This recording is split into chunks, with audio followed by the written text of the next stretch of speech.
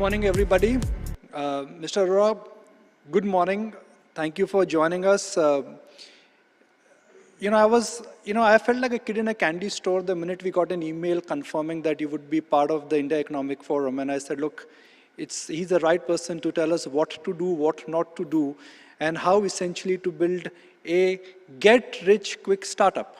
Because these days it's about getting rich, making a startup, and before you give birth to one startup, you already incubated the next billion-dollar startup. I'm making it sound very easy, but that is what is happening in the startup world, isn't it? Well, not quite. Well, first of all, thank you very much for having me. And yes, it is a very early morning where I am. Unfortunately, when I decided, I wasn't quite aware of what time you had in mind. But again, thank you for having me. I'm not quite sure Get Rich Startup is quite the title that we're talking about. It takes a lot of blood, sweat, and tears to actually build something from scratch and make it realize its value. So I think it's long years and long days and long nights of hard work required to get there. Of course, that was just really on the lighter note. But to understand the big picture of what is happening in the startup ecosystem, uh, India has seen a boom. There are challenges in China, and some would argue, given what is happening to the interest rate and the way how the US markets are moving, there is a bit of a readjustment. It's not a shakeout, it is not a meltdown, but it is a readjustment which is happening in the startup world. Your thoughts on that?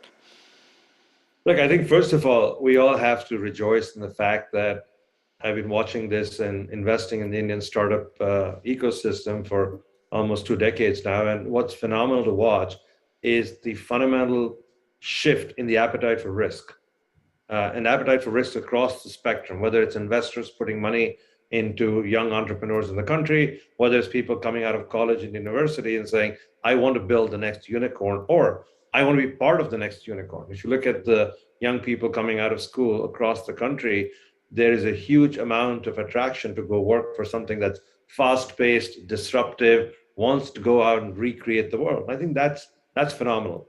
Listening to the people who introduced us, the fact that India now can boast unicorns in aggregate closing in on 100, and I think about 15,000 startups have been recognized last year, which is way more than 5 or 6 years ago. We're talking in less than 1,000 startups, and we're still, people come out of school and their parents want them to go work for an established organization, not to go to some small startup with 4 guys in the garage or 2 guys in the garage. So that's phenomenal to watch, that we are building the culture where the young people in the country want to go be part of something exciting and something new.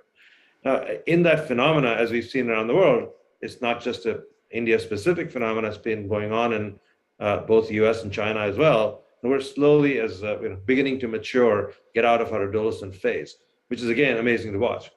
The current scenario around the world, the economic scenario, the fact that money supply has been suddenly begun to shrink because of pandemics and wars, is causing a little bit of a, I think, revaluation of startups. But this is all in the life cycle of what a startup will go through. So I'm not particularly worried about where we are in terms of startup valuations. That's not going to impact the long-term trajectory of what we're witnessing in India as well as globally.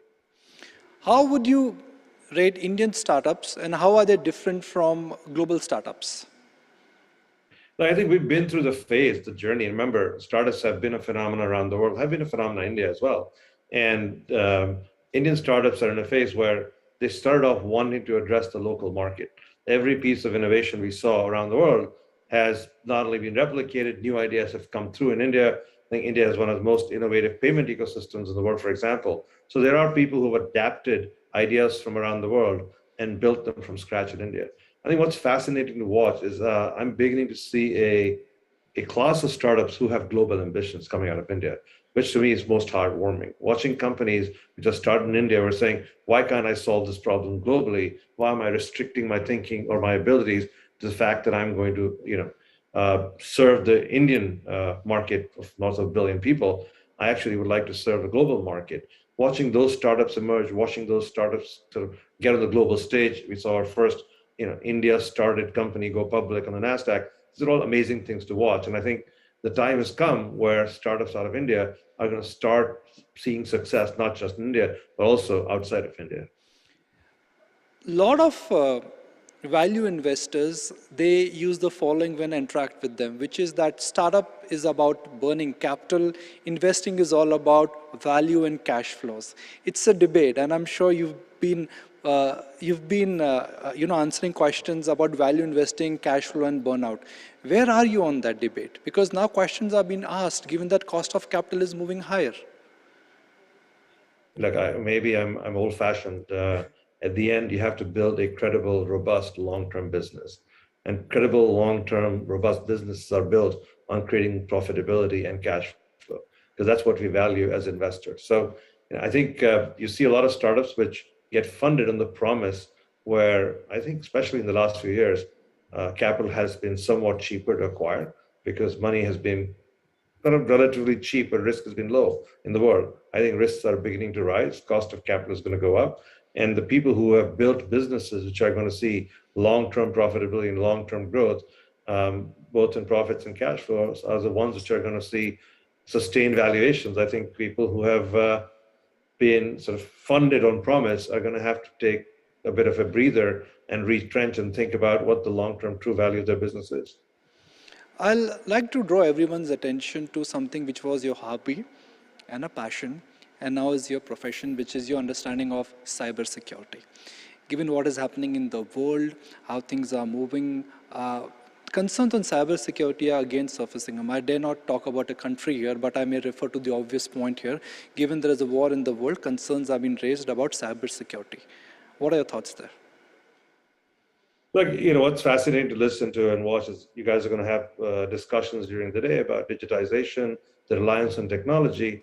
Today, technology is a global equalizer, right? The fact that information is available anywhere and everywhere on the world, the fact that we're communicating over Zoom and having a conversation in India, we are getting more and more reliant on technology. Now, the globalization of technology creates a lot of opportunity for people to be able to intercept that technology from wherever they are, whether it's our data within our companies, whether it's consumer data. We are opening more and more doors and allowing people in from every part of the world into our technological infrastructure. Those doors can also be used by bad actors. And what we're beginning to see is anytime anyone has left a door open, there's a potential of bad actors to get in. You've seen rise of ransomware. You've seen, I'd call them experiments last year, where a pipeline was hacked and made unusable for days to prove that it can be done. I think cyber warfare will become the next front when people are not keen on engaging in physical warfare. And there is a real risk as we hopefully get out of this war very soon, which we are witnessing in Ukraine. I think there is a risk that we will see more cyber activity around the world, and all of us need to be prepared for that. The more you digitize, the more the need to protect not just your physical frontier, but also your digital frontiers. So how would you rate Indian cybersecurity, the system here, and do you have any big plans to expand your business in India, especially in the cybersecurity business? Look, the good news is a lot of the Indian technological infrastructure is newer, given the sort of huge amount of activity we've seen lately in the last 5 to 10 years in terms of globalization, digitization, and platformization. So a lot of the infrastructure is new. A lot of the infrastructure is been built with security in mind at first, but of course, there's always opportunities for people to improve and make things better.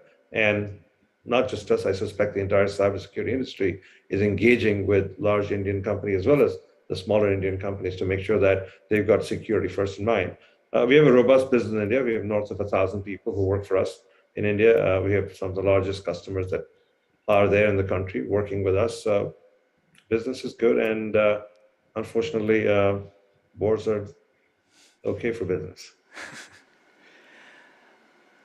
I'd like to draw your attention to the kind of talent crunch and wage inflation we've seen in the IT industry. Now, whether it's in the startup world or whether it is in the IT services domain.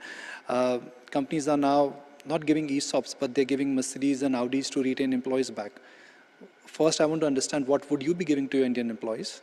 And then I want to understand that how real do you think this talent crunch is? Well, the talent crunch is real. I hadn't heard about people getting beautiful cars because there seems to be a supply chain constraint on nice cars as well. So I'm surprised where the enterprising employers are getting these wonderful cars from. And We have no plans for That's a way giving of people. saying that your Indian employees won't get any cars this year? I think it's up to them for them to go out and buy the cars they require. Look, I think the wage inflation is a consequence of what we're seeing around the world. Employment is at an all-time high, especially in the US, hopefully in India as well. We are seeing the need for technological talent across every industry. I think that's not going to go away. I think we're slowly coming to the realization as a world that the majority of companies that deal in digital goods, i.e., banks, financial services, these are all digital domains. They're all dealing in bits and bytes. Every company is getting more and more reliant on technology. So you're going to see a lot more requirement for skilled talent, which is able to build technology, to be able to manage technology, create innovation in terms of customer interaction, whichever business you're in. So you're going to see a continued demand over the next few decades in terms of getting lots and lots of technologically capable people, whether it's us moving from digitization to applying artificial intelligence to every field of life. So you are going to see this demand continue to grow. And right now there is a shortage of demand, whether it's in you know, deploying AI or whether it's deploying Bitcoin or cryptocurrency or whether it's deploying cybersecurity. We're seeing a huge amount of need for resources in those areas. India is a young population, highly skilled population, especially when it comes to technology. So we are seeing wage inflation in the market. Look, those people are needed. They will get paid based on demand and supply of resources. Hopefully, we won't have to give away cars to get people to come work for us, but wages are going to be robust and telling my kids to learn how to program. The top 4 companies in US by market cap are all tech company now. They all started from garage. They are not startup, but they are cash generating machines. Do you think in India, sooner than later, we will also have a first $1 trillion company? We have to. Look, it's a phenomenal market. It's a market which has been built from a technological perspective later than the markets in the US. I think one important characteristic you also should, I'm sure you're aware of, you have to mention, all those companies are serving a global market, whether it's Apple or it's Google or it's Facebook or Microsoft. All these companies are serving a global market. So it's important for us to join the $1 trillion club. As I said, we have to see companies emerge out of India, which are not just serving the local market. I think we lost him there, or should we wait for it to get connected? It's early morning for him, just one of those days where the connection, I guess, has been slightly lazy. I'll wait for 10 seconds. I'll just wait to see if we can get him back again. But it's been very... Okay, unfortunately, we've lost him. But if I have to really summarize the essence of the... All right, he's back. Mr. Arora, it's early morning. I would like to blame it on technology. Here's a startup moment somebody can grab perhaps to innovate. Well, I think bandwidth is still going to be needed around the world, so we've got to fix that bandwidth problem. I know it's early morning for you, and I've taken the liberty, or we've taken the liberty of really waking you early. So I'll just restrict it to 2 more questions. A question which everybody wants to know, which is that when you got that $200 million check from SoftBank a couple of years ago, what was your first reaction? Because that made all the headlines. You're the highest paid employee, $200 million, ladies and gentlemen. And if I add back inflation, sir, it could be $350 million. What was your first reaction? The smile must be bigger than this, right? You know, it's always wonderful to be able to get rewarded for work that you do. And at some point in time, it's actually not about the money. It's about how people keep score in the developed world. So it was always exciting to see that your efforts have been rewarded, and we'll leave it there. And if you have to take a meta avatar, which is what everybody is talking about, what would your meta avatar look like? I suspect a younger, more benign and kind version of myself. But who still gets $200 million, right? That's important. That was a long time ago. Well, sir, really appreciate your time. I mean, I must say that it's been a pleasure interacting with you. I track your work very closely. Everybody in India tracks and really admires the kind of changes you brought to the startup world. So thank you very much once again for joining us. Early morning. What time is it, sir, in the morning there? It's 2:30 a.m. 2:30 a.m. So really, see, everybody's clapping here and saying a thank you, the fact that you stayed back at 2:30 in the morning for joining us. And next time, hope to see you in India so that we can enjoy and host you, at least over a cup of coffee. It will not be 2:30 in the morning. I look forward to it. Thank you so much for having me. Thank you very much. With that, I'll just give it back to Ankit. Ankit, it's 2:30. Sorry? 2:30 in the morning. Yeah, I mean, I was 2:30 in the morning. I was only preparing for what I have to say early morning today, and You're that a was in good my boy. You dreams. get up. What time do you sleep? Don't ask me that. I'll be in a lot of trouble at what time I sleep. I was here till 1 o'clock, and then, yeah, we had to come here early. I was late, so. You must ask your You are- co-anchor what time she gets up. you are because going to 8 get me o'clock into she's on the trouble show now. every day. All right, ladies and gentlemen, thank you so much, Nikunj.